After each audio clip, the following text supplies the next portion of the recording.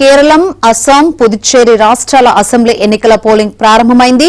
సాయంత్రం 6 గంటల వరకు పోలింగ్ కొనసాగనుంది. కర్ణాటక, నాగాలాండ్, త్రిపుర రాష్ట్రాల్లోని 4 అసెంబ్లీ స్థానాలకు ఉప ఎన్నికలను కూడా ఈ రోజే నిర్వహించనున్నారు. ఇందుకోసం ఎన్నికల సంఘం అన్ని ఏర్పాట్లు చేసింది.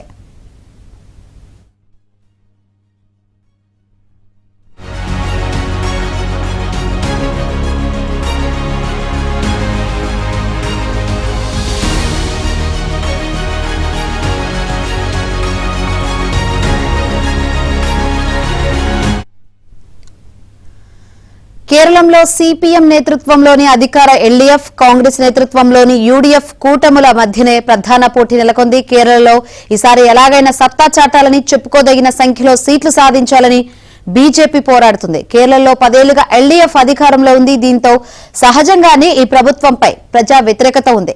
కానీ తమ అభివృద్ధి కార్యక్రమాలు, సంక్షేమ పథకాలతో ప్రజలు ఈసారి కూడా తమకే అధికారాన్ని కట్టబెడతారని సీఎం విజయన్ భావిస్తున్నారు. కానీ ఇటీవల కొన్ని సర్వేలు యూడీఎఫ్ వైపు మొగ్గు ఉందని వెల్లడించాయి. కేరళలో మొత్తం 140 అసెంబ్లీ స్థానాలు ఉన్నాయి. 883 మంది అభ్యర్థులు బరిలో ఉన్నారు. 2.71 కోట్ల మంది ఓటు హక్కును వినియోగించుకోనున్నారు.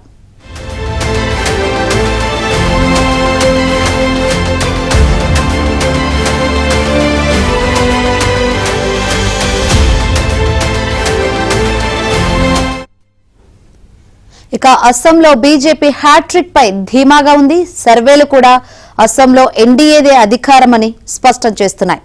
ఇక్కడ 126 అసెంబ్లీ స్థానాలు ఉన్నాయి. బీజేపీ, కాంగ్రెస్ మధ్యనే పోటీ ఉంది. మొత్తం 722 మంది బరిలో ఉన్నారు. 2.50 కోట్ల మంది ఓటు వేయనున్నారు. పుదుచ్చేరిలో 30 అసెంబ్లీ స్థానాలకు 294 మంది అభ్యర్థులు బరిలో ఉన్నారు. 9.5 లక్షల మంది ఓటర్లున్నారు. ఇక్కడ ఆల్ ఇండియా ఎన్ఆర్ కాంగ్రెస్ నేతృత్వంలోని ఎన్డీఏ, కాంగ్రెస్ డీఎంకే కూటమి మధ్య పోటీ ఉంది.